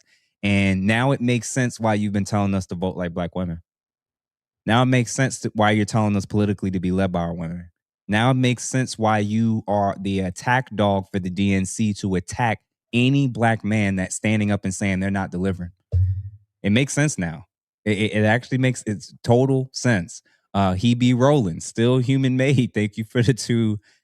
Brew Bronco. I'd rather root for the Sixers than listen to Roland. Hey, Listen, brother. Welcome. We gonna welcome all the bandwagoners this season, brother. Come on to the bandwagon. Back to back. Let's go. Gonna be lit, Mr. Fantastic. Wait for you to come into Philly for a game, brother. Jeff St. James's loud voice, $5. Poetic Flacco was too excited to describe Roland's size situation. I think as a man, we must have a certain decorum about subjects like this. You know what's crazy? There's no decorum when it comes to people, heterosexual black men that aren't on a plantation. They will say whatever they want about you. They say you ain't black. They say you a sellout. They say you a coon. They will call you every book, Sambo book. They'll call you they'll try to ostracize you. They'll try to target you. They'll try to blackball you. But then we want to have tact when it comes to what's going on their side with the debauchery. No, nah, brother. Nuh-uh. Alpha J, thank you for the $1.99. Where is the ascot? You're missing an S in ascot. Yeah. William F. Beeman, thank you, sir, for the $5. Waking up to the show, being on cool, waking up to see 32 miles of BBC being shown on the. I am calling corporate for sure. That is hilarious. Mr. GQ Smooth, $20 here to support the show. Good show. Thank you, sir, for that. Red Falls Black, thank you for the 200 joules, jamming. And last two, the Real Black Lexicon, $20, showing my respect to your mission. Thank you for that. And last but not least, Daniel Manning, again, $4.99, nesting toys, rolling you pay. Oh man. So final thoughts, man, in general, and I think these two stories, they're completely separate. They're not connected at all. But I also think I'm seeing a pattern of what's one leading to the other. I think we're seeing a lot of men that have compromised forms of masculinity. And when I say that, I'm not even necessarily referencing the whole Lamborghini feet up to the ceiling. You mean Peg, it'll come back to you? Obsidian. All I'm saying is I'm noticing a trend where men that are very subservient to women, men that are very submissive, men that are often wanting women to be in a dominant position politically, publicly, and even behind closed doors. It seems like they're the same ones that's often infantilizing the black community when it comes to any level of expectations for us to grow or improve. And I think we're seeing that pipeline where the weakest form of masculinity the weakest form of a man is when he can only see himself through the eyes of a woman. Is anybody familiar? I'm sorry, go ahead. Yeah, so I don't know. I'm in a space where I'm starting to realize like we shouldn't be surprised anymore if these guys as women are getting on platforms and saying, yeah, I hated him for like 10 years during our marriage. What? Would any self-respecting man, let alone a man that loved his wife, why would he say that in public? He could say that to his therapist. He could even say that to his close, immediate mentor or friends if he's really going through it. Why would you say that amongst millions about wanting to sleep with other men or wanting to do threesomes with your friends, man? And these women are wives. I read a quote today that I realized is connected to all this entire situation. Somebody said, Aisha Curry and Jada Pinkett Smith have said worse things about their husbands than Vanessa Bryant, who went through that public cheating scandal involving Kobe Bryant. Aisha Curry and Jada Pinkett Smith have said worse things about their husbands than Vanessa Bryant. Wow. And I think we just got to take into account like there is a world where when decorum doesn't matter Standards don't matter. Women can say whatever they want. The men should just be quiet, and anytime we're called to do anything, it's the master, it's the white man, it's the this or the that. The pipeline of men wanting to not let us push us towards growth, and the men that are getting caught up in these type of situations, I just don't find it surprising. So I want to hear from each of y'all, just to kind of close this out and final thoughts. Dave, Darwin, AJ, y'all can start us off. Yeah, I think in all things, right? I'm gonna say this personally. I can tell you there is a distinct difference between who I am now and who I was 361 pounds ago. I can tell you when I walk in a room, it's a lot different than what it was then. I can also tell you that 23 books changes a conversation as to how people view my level of intelligence. I can also tell you that anything that is happening in my home is in my home.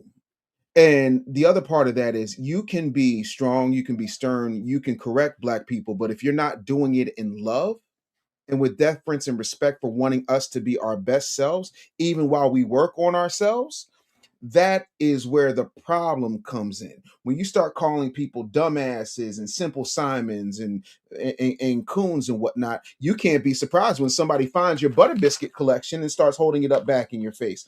The other part of that is college is a microcosm of the real world.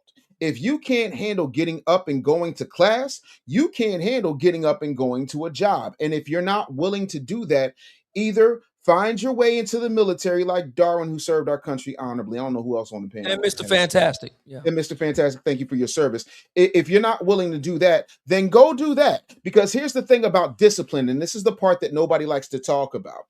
Discipline in when you have a system, you can take an 18-year-old snot-nosed kid from any ghetto hood place that you want to and turn them into an absolutely unaliving machine just with systems. So when we talk about what is going on in our community and we talk about the fact that it is not wrong to say that masculinity is not toxic. What is toxic is this leopard thong wearing beta male simp mangina, vote like a Black woman, go to my iPad so I can look at booty cheeks, or wherever Jeff got that collection of phalluses from. And that part I didn't send it to. That was all Jeff.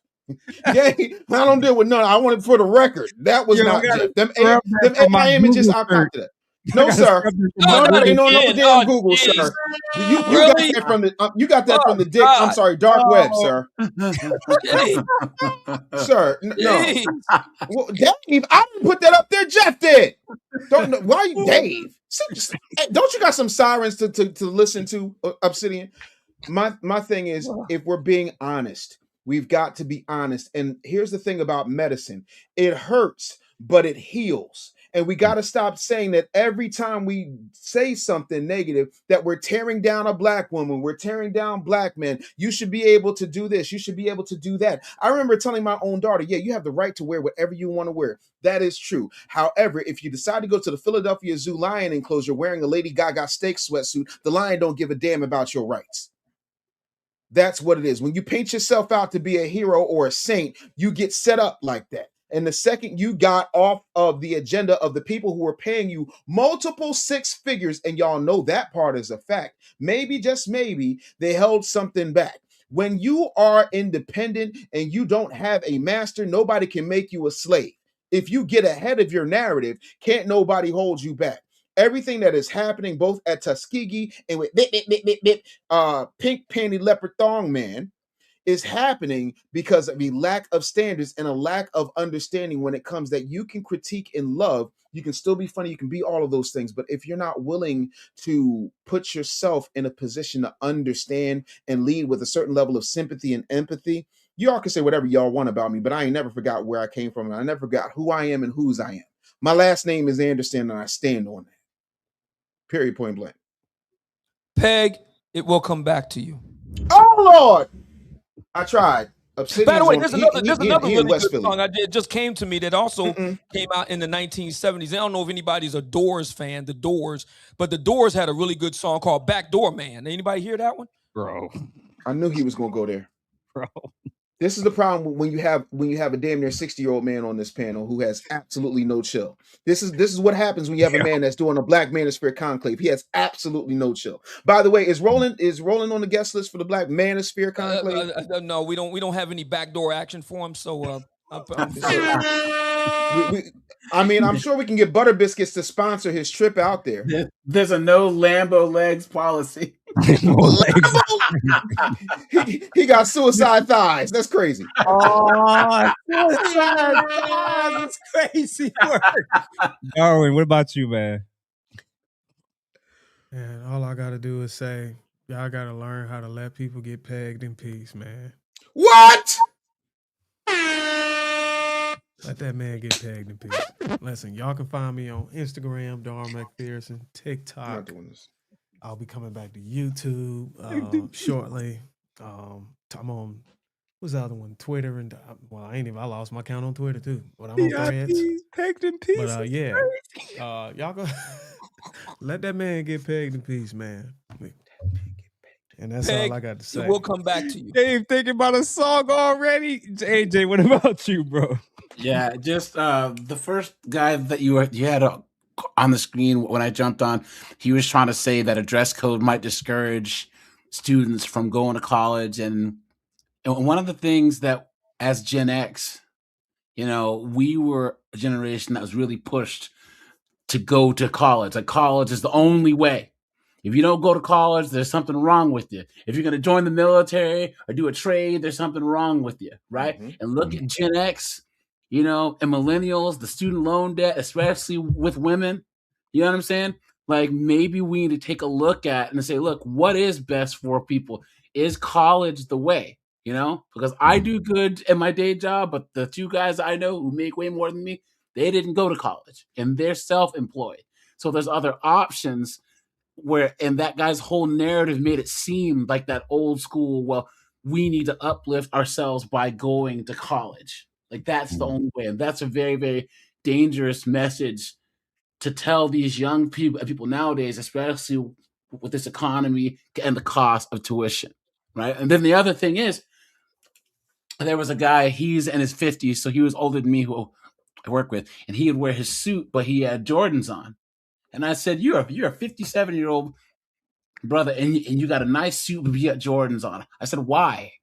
And he was just like, this is not understanding what's going on. I'm like, if you're wearing Jordans with a very nice suit and a nice watch, I said, and you're around other men that are, they got the nice Italian shoes on. And I said, why do you have to do that? Yeah, he's like, why? I shouldn't have to. It's like, you don't really have to do anything. You can just choose to be self-employed. If you don't want to play the game, guys, you don't have to, but you better have the resources to take care of yourself and build your own stuff up. That's all. You don't have to do anything, but you got to be able to support yourself. So, but yeah, I'm on Facebook, Twitter, and YouTube. That's AJ Rants. I appreciate you guys. Okay. Somebody from Roland's team coming for Dave in the chat, ain't it? Oh man, True, Mamiya, and then Mr. Fantastic. No, it was a good show tonight. Thanks for having me. I'm proud for the institutions like your Tuskegees and other institutions alike that are now going out and being very forward with new standards. Because it's simply put, it's just not necessary to have pajama attire out in public at institutions that are supposed to represent future leaders of America.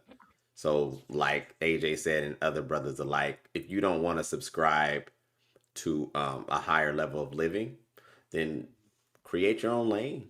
We'll support it. You can wear all the bonnets and durags and flip-flops you want to, but for those of us who are living in the real world and strive for excellence and sustaining our image from a positive manner, we on this side with it. So thank you for having me. As far as Roland and all his interactions in the bedroom, y'all said plenty to how that goes, so I'll leave that where it is. But thanks for having me. Oh shoot! I knew he was going to share the screen again. I'm like, Jeff, come just not right.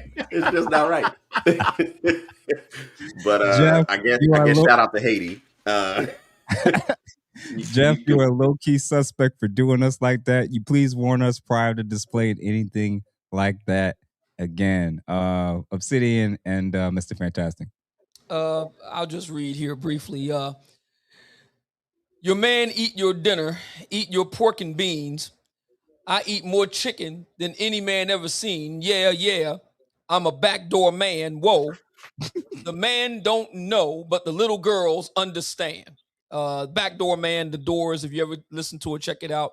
Great song from their debut album, 1967, The Backdoor Man. I think that's an appropriate way to take us out, given tonight's topic. Backstabbers smiling in your face. Mr. Fantastic, what about you, good brother? Yeah, man, I'm stay away from that one. Yeah, man. Listen, at the end of the day, man. Until you make the rules yourself, you have to play by them, right? The biggest contingent of this, and like I said, it always comes back to it. And the most important thing that the Black community is going to have to face is the lack of and importance of fathers being in households. Fathers are the ones that instill, hey, that's just the way it is. The rules are the rules, and you have to do shit you don't want to do, in order to make it in this world. A lot of these kids have a liberal mindset. A lot of these kids are raised without fathers, or mostly by mothers, to where, oh, I shouldn't have to, and all these different things, and they always think of how things should be versus things how it actually are, right? And that's how men understand. Professionalism is a thing, man. There's a time and a place. And like I said, I think Black people need to just become more comfortable with the realities of professionalism. And like I said, if you don't want to do that, by all means, do your own thing. On the other part of it, man, listen, man, we gotta have this straight man. I know, shout out to Obsidian and the Black Manosphere Conclave. We gotta have a straight nigga convention, bro. I'm sick of this. All right. There needs to be an official straight nigga convention so we can reestablish the rules. Okay. Straight men don't get penetrated. Okay. And there's several other things I'm not gonna go into in depth. But hey, man, these young kids out here are confused because of all of these, pro-rainbow policies and ideologies, and like, nah, man, it's just certain shit. A straight man only deals with biological women, and a straight man don't have his legs in the air. Now I'll leave it at that. Brother, we may actually have to do an actual conversation on that, because I went to a party last year and it was about 30 couples in there, and it was a card game, and they asked, let me see who's on it. They asked who had ever what was it, got their gooch licked and something like that was what the card was. You know that there was multiple couples raising their hand in the midst of all of us. And I was like, in my head, I was like, even if you enjoy that, why would you? So you're right that I'm really reevaluating. Like, I did not realize when women I'm gonna give women this. Their numbers are definitely crazy when they're saying like 90% of Black men are gay and all this nonsense. There's a lot of men that's doing this type of activity, and I did not know this 2 years ago. But that's different than what Roland was doing, right? Well, this argument, Darwin. When you start down there, where you're allowing a lot more attention and activity, it's a slippery slope. That's what he's trying to say. It is a slippery slope once you even in that ballpark. So if you requesting that, if you're in a crowded room and publicly talking about enjoying that means pegging is not that far. TMI, right? Pegging is not that far. It will come back to you. Yes. It'll be all in 3D. Yes. I mean, y'all been married for X amount of years. I mean, y'all significant other ain't never slipped off the ball. Ain't no slip. Ain't no slippage. As you said at that party, ain't no slippage. That's the problem. And they couldn't believe it. They couldn't believe when I was like, my wife is sitting right next to me. I was like, absolutely not. I'm not down with that. I'm not cool with that. And it was like, man, I said, I don't need a description, brother. I'm good. And it was like, they're trying to convince me. And I'm like, they're trying to sell you on it though. This is why when y'all making these arguments about what women can do to y'all, and it don't really count because a woman's doing it. And I was like, listen, brother, if the sensation feels very similar, it's not going to be that hard for you to go. no pun intended, to go from a woman doing it to a man doing it. If you come on now, hold on. That's Jeff, fine. I keep trying to tell him, Jeff, it's certain things, brother. Like you never go from weed to crack, because once you go from that, you can't come back. And if there's anything that feels better than a natural, you know what I'm saying, explosion inside of a woman, I want no parts of it, bro. I Yo, want he no said parts of it, crack. bro. I He want no said parts. weed to He crack. said crack. What about crystal meth? How about that? None Sir, of it. no. Black people leave the white people drugs alone. If you go to a certain level, there's no coming back down. And a lot of brothers, man, again, man, once you get that now, that's the only way you can, that's bad, man. It's all bad, bro. And what's worse is how much skin did she have to? Oh my God, move aside. Never mind. That's crazy work, man. Crazy work. That So ain't the to close crack. That's the Grand Canyon. You know what I'm saying? to close us out, man. Alpha J, thank you for the $4.99 poor foresight. Who profits from bonnets, extensions, durags, spider lashes, and raptor claws? Tossing money out of the most educated community. Thank you for that. Blue Bronco, thank you for the $2. Hillary stood by Bill 2. Still can't stand them. This is true. This is true. Stacy Key. Oh, we already did that one. Blue Bronco again. Wyclef and Roland are on a mission trip. Interesting. I don't know what that's in reference to. Appreciate the show, fellas. Thank you again. And thank you everybody that tuned in. And shout out to all the people that gave, that liked this, that shared it. We got up to a decent number of people that tuned in. And guys, if everybody doesn't know, it's every Wednesday, 8:30 Eastern Standard Time. We run like clockwork. And thank you, Stacy, for that. And then Slim, thank you for the $5. There's a severe shortage of people in the trades. Many will pay $100K to create self-sufficient community. We need grads and trades for farms, clinics, etc. I agree. I might be even looking into it for myself in 2027 as well. So to close us out, thank you, everybody. I'm going to play a video to close us out, just to kind of think about for those that maybe is still a little conflicted about the original first topic. And we'll see y'all bright and early next week. And make sure that y'all follow and support every man that you see on this channel today. So thank y'all, and we'll see y'all on the other side. Peace. I wanted to take some time to express my thoughts on what's going on with the dress code at Tuskegee University, right? So I'm a proud graduate of Tuskegee University 2017. And my time when I was there, we took pride in dressing up. We wanted to look good. We wanted to throw on a suit and look as good as we could, right? Especially on a fried chicken Wednesday or fried fish Fridays. Like, we are walking in the caf 12 o'clock on the dot, like it's a fashion show. We want to be seen because we know we put that ish on, right? So I've always, and my peers always, took pride in looking good and trying to look as best as you could. So I'm all for what the president is doing, enforcing that dress code, even though it's not new. Because when you think about it, when you're in high school, you're not going to class with durags and bonnets on, right? When you graduate, you're not working in corporate America or wherever industry you're working in. You're not going to be wearing durags and bonnets. I'm just saying. In my opinion, I think it looks ghetto.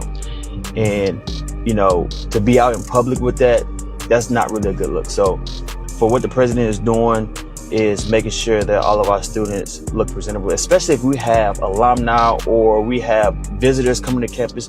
You don't want visitors seeing our students walk around campus with bonnets and durags on. That's not a good look, right? We are a prestigious university, right? And we should be held to that standard, especially when it comes to appearances. So again, I have no issue with it. I don't understand what the uproar is. So I'm curious to know y'all thoughts. Like, do y'all agree with what the president is doing or not? Like, I definitely like what he's doing. I don't see nothing wrong with it. And that's not a hard rule to do. On the Tuskegee dress code situation, I want you to hear me clearly. If I ever find out one of my 4 went to class in a bonnet or a durag, I'll bust your head to the white man. somebody's getting cussed out. Okay? And spare me the professors are forcing kids to conform to white expectations argument. That is disingenuous. Our Sunday best was never for white people, okay? There were no white people in our churches. Presenting well was for us, by us, and it was about us. My professor at Cal State Northridge, Pan-African Studies, Professor Scott, was one of the most notoriously tough educators in the state of California, a blackity black man, okay, hugely prideful about our blackness, walk into his class in a bonnet. He's sending you right back to your dorm. Sir, I'm gonna need you to try again. And then what's wrong with you? Because the visual says you did not prepare. You present yourself the way you present your papers. And this protective style defense, what exactly are you protecting if all we see is the protection and never the style? You are fighting for the right to be unprepared. Lazy battle, okay? Lazy battle. My kids hear it constantly. My expectations of you never change. Represent yourself and this family well every time you walk out the door. And that's it. I don't care what the situation is. So I want you to tell me in the comments, fashion statement or unprepared? Or were we just raised different? Tanya is my name and controlling the narrative is my game. I want you to hit subscribe because if you don't control the narrative, the streets will, and it will not be in your